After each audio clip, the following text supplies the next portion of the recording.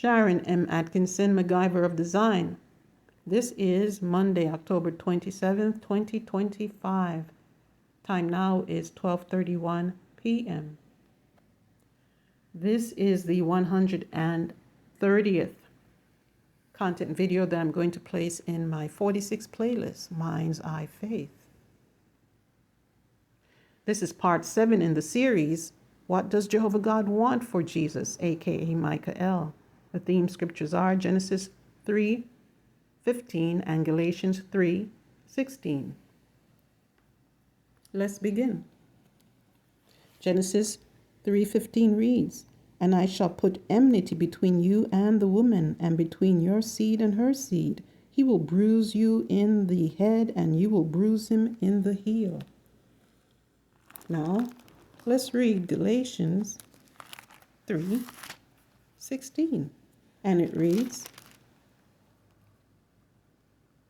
"Now the promises were spoken to Abraham and to his seed." It says not "and to seeds," as in the case of many such, but as in the case of one, "and to your seed, who is Christ." The question that we left off in part 6 of the series, how does the 1,000 years come into play? Is Christ's rulership limited to 1,000 years? Now, let's read. This is the second time I'm going to do this one because I deleted one, and the first one, it didn't feel complete enough. But I'm hearing that those who are hacking into my phone decide they want that scrap and want to use it to promote themselves. So let me continue what I'm doing while they're chasing after me, pretending to be me.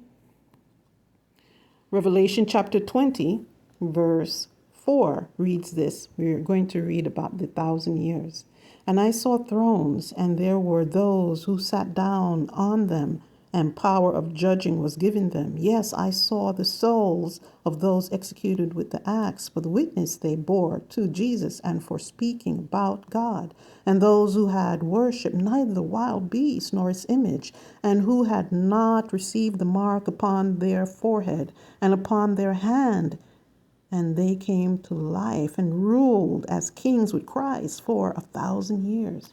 So there we have the 1,000 years of the persons who are going to rule with Christ for 1,000 years. These ones were not of the spirit, created as spirit persons, but they were taken from the earth. Read carefully Revelation chapter 5, verse 9 and 10. They were taken from the earth. And how do we know? They were executed by the axe. They were persecuted and executed and resurrected according to what we're reading here. That didn't happen to the spirit persons who are also royals in heaven, but this is a special task force that were taken from earth to rule with Christ.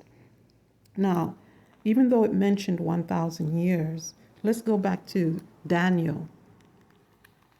Let's go definitely back to Daniel and read something in Daniel that will actually bring more clarity to it. Let's read Daniel chapter 7, and let's read verse 27 and see what it means, 1,000 years.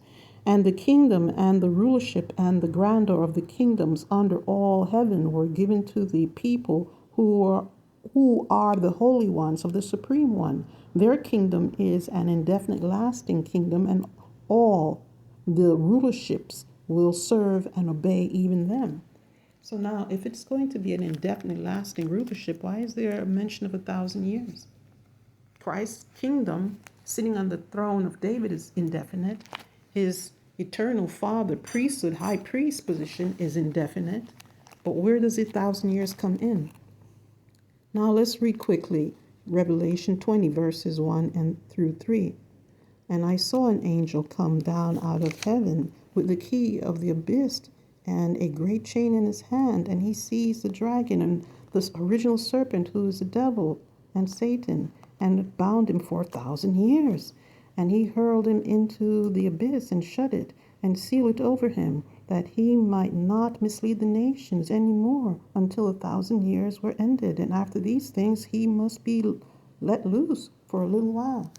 So the 1,000 years has to do with Satan being in the abyss and then released, not the kingship of Christ.